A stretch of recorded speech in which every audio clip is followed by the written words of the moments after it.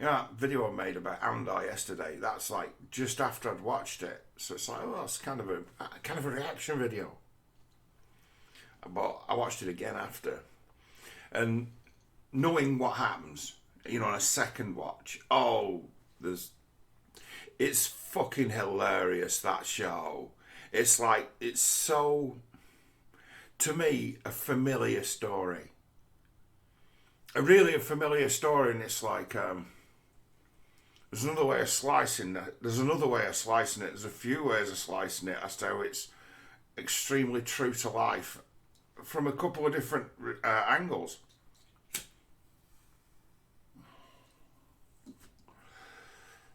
Cassian Andor never signed up to be in the rebellion, but he ends up in the rebellion because he's got nowhere else to go. And the reason he ends up in the rebellion is because he's a criminal who's like he's a tech thief, a good one, gets in and out. Which, well, the Star Wars, tech thief, excellent thing to be. There's plenty of it about. So he's a tech thief, and he's got a fence, and he's got someone who tips him off to where to go to steal. And she's in the rebellion. She's a rebel spy. She's got a secret transmitter. She can send messages to a logistics officer or a logistics agent. She's the spy. She's the rebel. Now, the character to keep your eye on is Bix. And you can be thrown out by her because you look at her and you're like, wow. And the character she's playing is complicated. And this is a story about spies. So I'm like, oh, she's a spy.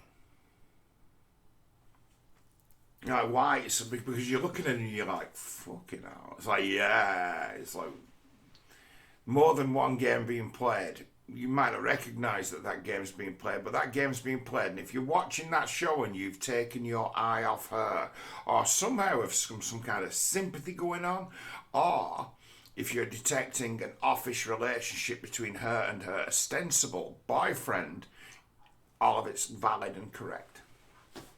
All of that shit's going on. And it's really well put, and someone tweeted about it. It's unrealistic, this show. How did that guy end up with a hottie like her? And it's like, you know absolutely nothing about women, sir. It's like that boat race with most people, is the access to the front door. That'll get you to the table. It's like, she's a spy. She's a criminal. She's a smuggler. She's a very, very dangerous person to know or be associated with. And her boyfriend, who she probably really cares about, because she's going out of her way to protect him by telling him exactly nothing about what she does. And he's like, oh, but I love you. So he thinks she's having an affair or is somehow being used. And he thinks that Andor is using her. He thinks that Andor's a pimp because Andor is a pimp. And he thinks Andor is using her, and he doesn't recognise that it's pimps and whores, baby. We make money together. So he doesn't understand that level of relationship that people who live secret lives have. So he sees it from the outside looking in with his fucking simple brain and thinks it can only be an affair. And he makes Andor his love rival when nothing could be further from the fucking truth. Where if you could grab Andor aside and say to him, are you fucking her? It's like, are you for real? It's like, my life is fucked up enough without having her fucking trouble as well. And you, sir, running the shop, you've signed up for it. Have at it. It's yours. It's like, go and find yourself a less complicated woman. Good luck with that shit. He tells him. So, when this general dog whistle goes out, which is actually awesome police work if you're going after a criminal, because criminals have got enemies everywhere. So actually, when boyfriend decides to snitch on Andor, he's actually blown his girlfriend's rebel cell. He just doesn't know it. He has self-destructed a rebel cell. He's destroyed a rebel cell, and then it's a matter of when trouble comes and they all start bashing the pots and pans, it's like, who are they? And it's a matter of, well, there's kind of a rebellion spirit about it, isn't there, when push comes to shove. You remember when you were, I remember it so well at nursery school. When I was about 3. Didn't go there for very long, but it was, every dinner time was the clashing of the knives and forks on the table. Every little kid in the hall going, smash, smash, smash, smash, smash, smash, smash, smash. As the dinner was being brought in on these big trolleys with all the smash, smash, smash, smash, smash. And it was absolutely deafening, but every little kid's going smash, smash, smash, smash, smash. On the table, clattering, knives and forks, bang, bang, bang, bang, bang. Hey! Because you'd get to see what it was as it came in, and it was always a surprise, so there was an anticipation, so it was... It's like you get that. It's there. That spirit is there. It's like, the embers. There's embers. There's the spirit of rebellion. That's what it is. Spoke about it many times before on this channel as to where there's codes of silence in the world and we don't admit that they even exist. It's like we don't talk about that there's codes of silence and then we mask over that as well. Understanding there are loads of between you and me arrangements in the world. Secret relationships, secret bonds, secret friendships, secret deals between you and me. It's like loads of people have built on their own little bubbles.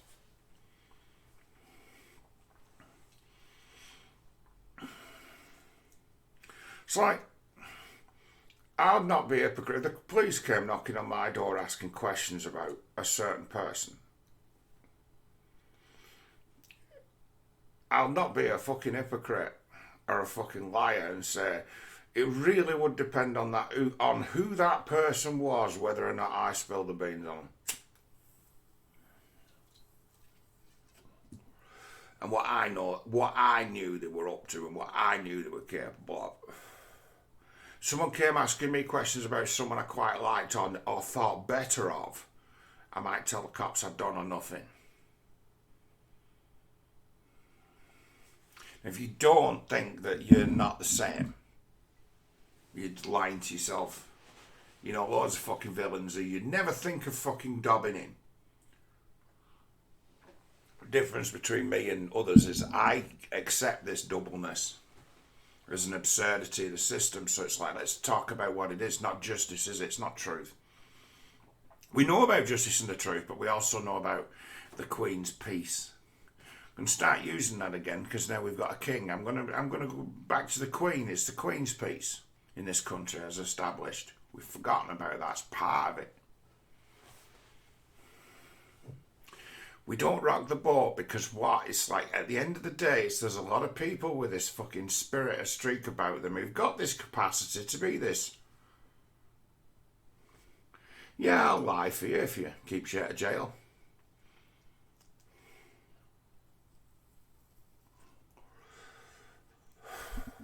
If I get rules, don't ever happen to me anymore because I don't hang around with creeps anymore. I don't hang around with fucking liars anymore. So it's like, I get phone calls from people who I didn't normally get phone calls from. So I'm like, oh, hello, what's this? They're never getting a word of truth out of me about anyone. And all that'll be is a matter of, right, okay, did that person ring me to get me then to redistribute what they told me, knowing that I put the information in the right place? Or am I just to, is this just to get me to muddy the water on their behalf? So it's all a spy game. When you're all psychos and criminals, and you've got to, the world is a lie agreed upon. So who you cover for and who you don't, right? You get used to that kind of splitting, and it's like, I don't know. Is it me or it's me and the people I've been around are masters at it. Masters at it. So it's just built in. It's like there are those who go to fucking special schools to learn about this phenomenon, and then there's loads of us who, live in these working class places as to where, well, that's just a matter of the way that it is, isn't it? You can know that someone's a despicably wicked person, but it's like there's never gonna be a day when you'll pick up the phone and say, I've no evidence or anything, but I'd like to put the smear on this guy. Because it's a matter of, if that fucking worked or did anything, it'd be sorted, wouldn't it? Cops don't work like that. They can't operate like that. It's what they rely upon, but then it's whether they've got a reason to go after the guy themselves. Because they think better of people as well in the same way as I do. Surely not. And that's why people get away with really serious shit. Because people wouldn't believe it true. Like Jimmy Savile. Plenty of people come forward and said he's a fucking creepy. There's plenty of people come forward and say he's fucking had his fingers in me and the like. Over the years. And none of them would believe. Why? Because he was Sir Jimmy Savile. And who the fuck are you? You're some mental patient. We'd take your word over his. He denies ever having done anything. In fact, he's insulted that you're trying to now shake him down for money. And it's like, the guy does it, never actually has to answer for his crimes. The police will actually, and the authorities will actually fight it for him. So he never gets family members in his face giving him that. The police deal with it all. They make it go away for him. He's protected by them. Because he's able to trick them in the same way as he tricked his way into the company of good people and the company of vulnerable people. It's like, you can't tell me that doesn't exist when there's so much evidence of it. We find it years later, don't we? But there's a lot of it gone on in this world. People think better of people they don't know because the idea of. And it's like, glamour is a very dangerous thing. And it's like, to understand that that's what the world is, and it's like, I've had a few messages sent me in the past, not internet messages, I mean like real life, who the fuck do you think you're talking to? Messages sent me in the past as to where sometimes it's better to fucking listen and not get battered. And it's like, that TV show has discovered that world, right? That world that will actually birth you a spy. Many spies, fences, criminals, killers. People born to the trade. And it's like, a reality of the situation in the world as to where war becomes what they call black on black. It'd be a matter of someone who's a criminal, who's an expert and can operate under all these, have all these relationships with all this unsaid shit, keep it all in order, gold. And it's like, the prisons are full of the people that gold when it comes to, let's have a black on black war.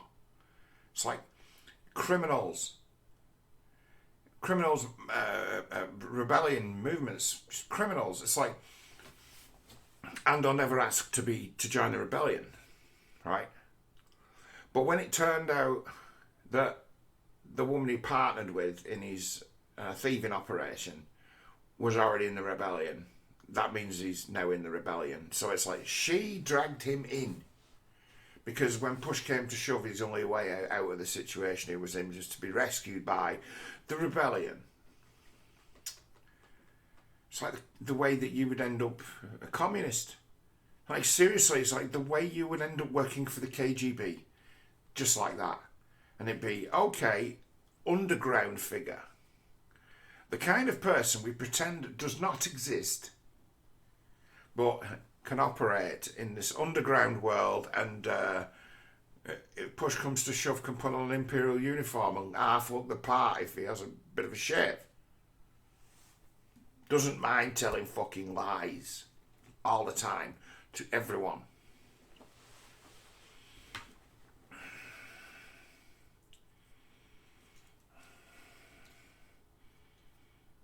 It's like you're the lowest of the lowest. Like, the prisons are full of people like that. But it's like you find the creme de la creme of them, and they don't get caught because they're able to control every situation they personally end up in, one-on-one.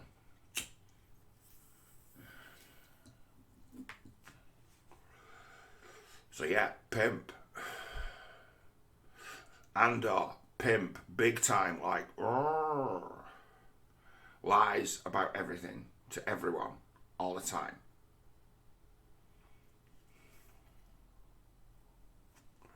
Whether it's weight in gold, fighting for you, thieving. Oh, we've got greater goals. What are your greater goals? Oh, equality for all, and the end of racism, sexism, homophobia, and do something about climate change.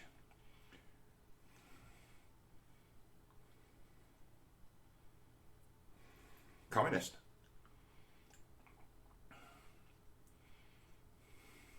It's like the bridge of crime and black ops intelligence.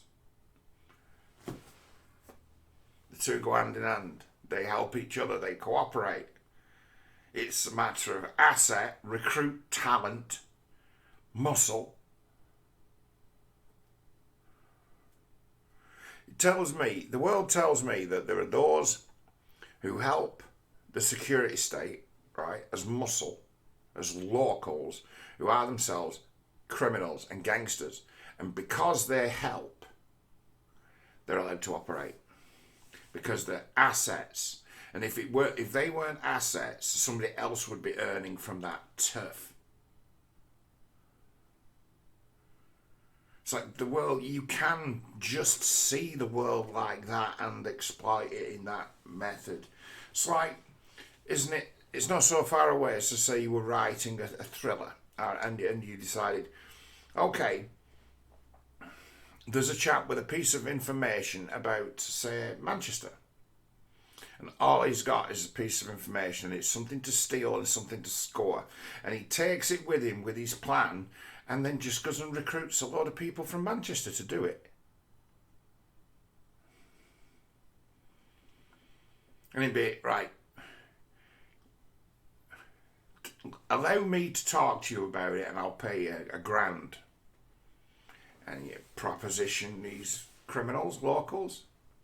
And if it's not for them, they might find someone who's up for it. And then cut-offs, go-betweens. These days you only need mobile phones or disposable accounts for phones you're not really connected to or else attached to. A better memory from remembering phone numbers. The old thing that we used to have before mobile phones came along, that ability to remember a phone number, that'd be something that's actually more useful than the fucking phone.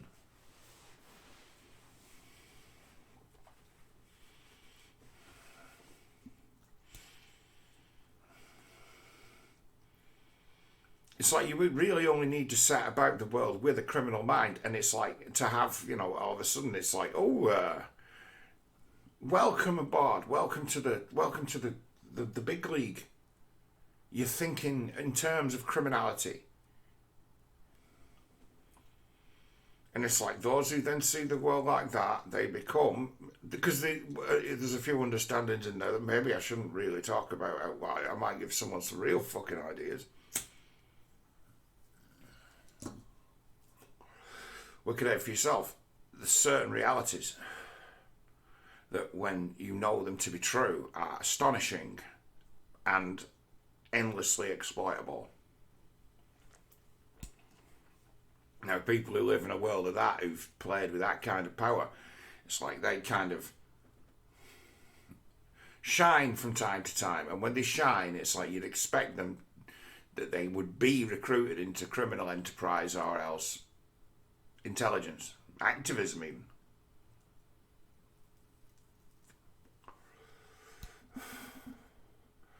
And it's like you have a weaponized mind and a criminal worldview, and probably it goes with it a very let's say corrupted reward system within your endocrine system as to the things you do that you reward yourself for doing would have become perverted.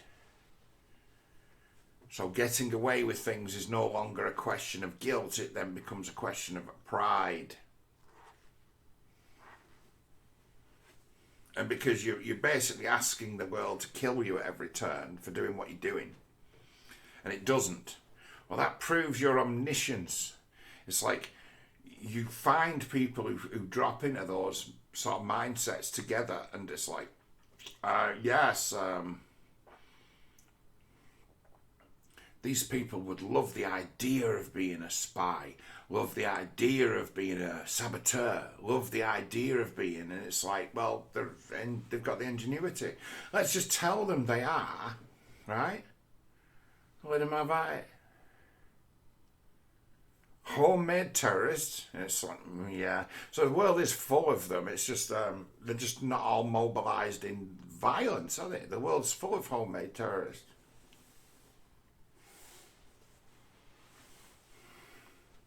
It's like the cults of the world compete against each other for access to this kind of talent. It's like Cassian Andor, kind of talent he's got. It's like if he hadn't have been picked up by the rebels, when them cops took him back to wherever they were taking him, and maybe the Empire wanted a word with him, they'd have found someone that they could have probably done a deal with as well, and he'd go working for them for the old their version of the Gestapo, or what they call the ESB or FSB. He would have been recruited into the Empire as an operative or a turn double. They would definitely have done that. With that old woman being still alive. And then it's like, well, everyone, well, they can just be alright, but you just know you work for us. You tell us what you find out. And he sell out to them, and they make him very rich for being a double agent. It's like, those who understand that side of the world are intrinsically valuable. Intrinsically valuable. But only the criminal world and fiction, entertainment actually really values them. So those who never speak find sort of criminal masterminds valuable. And those that do speak out loud, they pretend like there's no such thing. There is no such thing.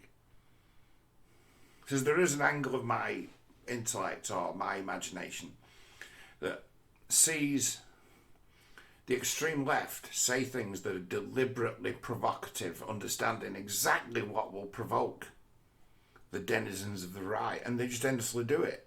And then when there's a reaction to it, they sit there, they chuckle and say, we got him. And they keep proving to themselves that they can play you like fiddles and that it is they who have power. And they act out as if they have that kind of power, because they do, and you can't stop them. They operate under the same auspices as the criminal. He runs the risk of getting murdered every day he draws breath. But are you going to do it? No. Well, shut the fuck up then, get out of the way. There's more of us than you. No, there isn't. Yeah, but we're all here. We fucking turn up. Yes, you're right, you do. It's like Andor, as a show, right, will appeal to people of the younger generation because it will remind them so much of the fucking schools they went to. And the fools of the show being those security guys, the cops, it's like they are fantasists. But they are fantasists who get people killed because they underestimate just how dangerous that criminal mind is. Has just walked into it not assuming that, you know, we don't like you around here. You've decided you don't like us before you even turned up. We give you the benefit of the doubt, us, we the people of this place. We didn't just fucking beat you to death in the streets because, hey, one of us might have got shot. There's no need for no bloodshed. But then when you start acting with us and we see you fucking knocking round old women and it's like, hang on a minute, we fucking live round here. Who the fuck are you? What are you doing? And then the next thing you know, it's like, oh no, you find out what the world is really quickly. At the end of that show, they said the other side to look at it from is that young cop. By the end of the piece, he's broken. Why? Well, he thought he was the good guy. He thought he was doing the Lord's work, didn't he, at the start? Let's track down this guy who killed these two cops. Didn't know the cops. The guy who knew the cops told him, don't investigate this. But he had to anyway. Got a lot of people killed. Doing something he was told not to pursue, but now he's pursued it, got a name, opened a can of worms. Star Destroyers will turn up next week. Right, who's this fucking guy? Because they like to be seen to be stamping down on rebellion. So what they don't need is fucking tales of rebellion, because if they started to let tales of rebellion propagate, all of a sudden you'd start building up a fucking oral history, wouldn't you? Everyone would be mouthing off. No one hears nothing.